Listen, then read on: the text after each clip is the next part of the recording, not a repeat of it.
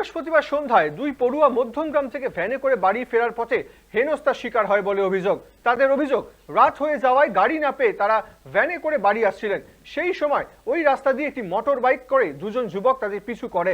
পরবর্তীতে সেই ভ্যানে দুই পড়ুয়া বাড়ি ফিরছিল, সেই ভ্যানের চালকই ফোন করেন ওই দুই যুবককে। তৎক্ষণাৎ ভ্যান চালক ভ্যান থামিয়ে ওই দুই পড়ুয়াকে জোর করে তাদের সঙ্গে কথা বলতে বাধ্য করা হয়। তারা বহুবার অস্বীকার করা সত্ত্বেও শেষমেশ কথা বলতে হয় তাদের একজনকে। অভিযোগ, ওপারের ব্যক্তি তার পরিচয় দেন কাউন্সিলরের ঘনিষ্ঠ তৃণমূল কর্মী আসাদুল। বলছেন তারা যেন এই ফোন নম্বরটি পরে যোগাযোগ করেন। সেই সময় বাড়ির কাছাকাছি চলে আসে তারা, তড়িঘড়ি ভ্যান থেকে নেমে চলে যান তাদের নিজস্ব বাড়ি। গোটা ঘটনা পরিবারকে জানালে পরিবারের পক্ষ থেকে বাদু ফাঁড়িতে অভিযোগ জানানো হয়, কিন্তু অভিযোগ নিতে প্রাথমিকভাবে অস্বীকার করেন সেখানকার কর্তব্যরত অফিসার। পরবর্তীতে অভিযোগ দায়েরের পর একজনকে গ্রেপ্তার করা হলেও পরবর্তীকালে জামিনে মুক্ত হয়ে যান তিনি। তা নিয়েই ক্ষুব্ধ এলাকাবাসীরা রাতে থানার সামনে টায়ার জ্বালিয়ে বিক্ষোভ দেখান। তাদের দাবি, মূল দুষ্কৃতী সহ গোটা ঘটনার সঙ্গে যারা যারা জড়িত তাদের সকলকে অবিলম্বে গ্রেপ্তার করতে হবে। অবরোধ চলতে থাকায় অতিরিক্ত পুলিশ পাঠানো হয়, কিন্তু তাতেও সমাধান হয়নি। অন্যদিকে ফোনে আসা তৃণমূল ঘনিষ্ঠ আসাদুল সে বিষয়ে জিজ্ঞাসাবাদ করা হলে তিনি বলেন আসাদুল নামের অনেক ব্যক্তি রয়েছেন এলাকায় এবং তিনি ফোন করেননি।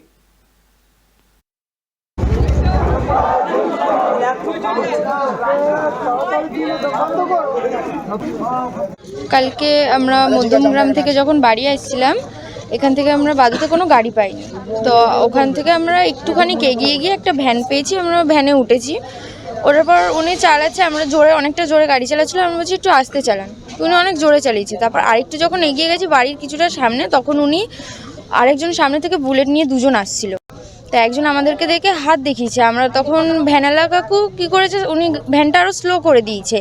তখন আমরা বললাম যে আপনি আস্তে চালাচ্ছেন কেন, জোরে চালান, আমাদের বাড়ি যেতে লেট হয়ে যাচ্ছে। তখন উনি বলছেন যে দাঁড়াও। তখন আমরা ওখানটা, উনি ভ্যান দাঁড় করিয়ে দিয়েছে। তখন আমরা বারবার বলছি আপনি ভ্যান দাঁড় করিয়েছেন কেন, ভ্যান দাঁড় করিয়েছেন কেন। তখন উনি বলছে আমাদের কাউন্সিলর আসাদুল ফোন করেছে, আপনাদের সাথে কথা বলতে চায়। তখন আমি বলছি না, আমরা কেউ কথা বলবো না। তারপরেও ও ফোনটা নিয়ে ও ফোনে কথা বললো, বলছে আমি কাউন্সিলর আসাদুল বলছি, আমার নাম্বারটা আপনারা টুকে নিন।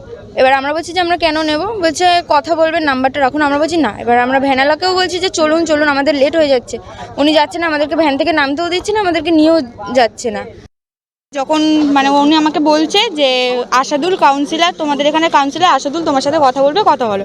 তাই আমি বলছি আমাদের এখানে কাউন্সিলর আসাদুল আমার সাথে কেন কথা বলো, উনি তো এক্ষুনি আমার সামনে দিয়ে বাইক নিয়ে গেল, উনি তো তাহলে আমাকে দেখেছে, তাই তো উনি তখনই বলতে পারতো। উনি বলছে না, কি বলবে শুনে না। এবার আমি ফোনটা নিয়েছি, আমি বলছি হ্যাঁ হ্যালো। তখন বলছে যে আমার নাম্বারটা নিয়ে রাখো, আমার সাথে কথা বলো। আমি বলছি কে আপনি? বলছে না, আমার নাম্বারটা নিয়ে রাখো, অত শত বলবো না, আমার নাম্বারটা নিয়ে রাখো, তোমরা দুজন, তোমাদের সাথে আমরা কথা বলতে চাই। এবার আমি আরও তখন বলছি যে না, আমরা কথা বলবো না। তখন উনি বলছে ঠিক আছে দাঁড়াও, এরকম বলছে। তখন ভ্যানালাটা বলছে দাঁড়াও দাঁড়াও। আমি তখন ভ্যান থেকে লাফ দিয়েছি। এবার ও তখন বসেছিল। এবার তখন আমি নেমে আমি ওকে বলছি যে ভাড়াটা দিয়ে দে। এবার উনি বলছে যে ও বলছে যে কাকু তুমি চলো, আমরা বাড়ি যাবো। উনি বলছে না, আমি যাবো না। তারপর কী হলো, আমি ওখান থেকে ফোনটা ওনাকে দিয়ে দিলাম। আমি তারপর ওখান থেকে দৌড়েছি, তখন ও পালিয়েছে ওখান থেকে। হচ্ছিল বলতে আমার মেয়ে ধরো কালকে 9টার দিকে ভ্যানে উঠেছে, ভ্যানে এবার যেতে যেতে ফটকে বুলেটে করে দুটো ছেলে যাচ্ছে।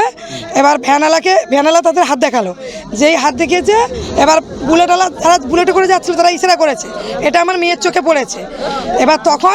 এবার ভ্যানালাটা কী করলো, ভ্যানটা স্লো করে দিল। তখন আমার মেয়ে বলছে কাকু তুমি ভ্যানটা স্লো করলে কেন? বলছে দাঁড়াও না, তোমার সাথে কথা বলবে। আর আমার মেয়েকে যেটা বলেছে যে আসাদুল চেনে, সে আসাদুলের লোক কথা বলবে। তখন চৈতালি বলছে আসাদুল কাকা তো আমার সামনে দেখেছে, আর আসাদুল কাকাকে তো আমি চিনি, আসাদুল কাকা তো আমাকে এই বিষয়ে কোনোদিন কিছু বলে না। হয়তো আসাদুলের নাম ভাঙিয়ে হয়তো কিছু করার চেষ্টা করেছিল, সেটাও তো হতে পারে। এবার আমার মেয়ে বলছে তুমি চলো তাড়াতাড়ি ভ্যান চালাও। বলছে ভ্যান যাবে না, এখানে দাঁড়াও, তুমি তার সাথে কথা বলতে হবে।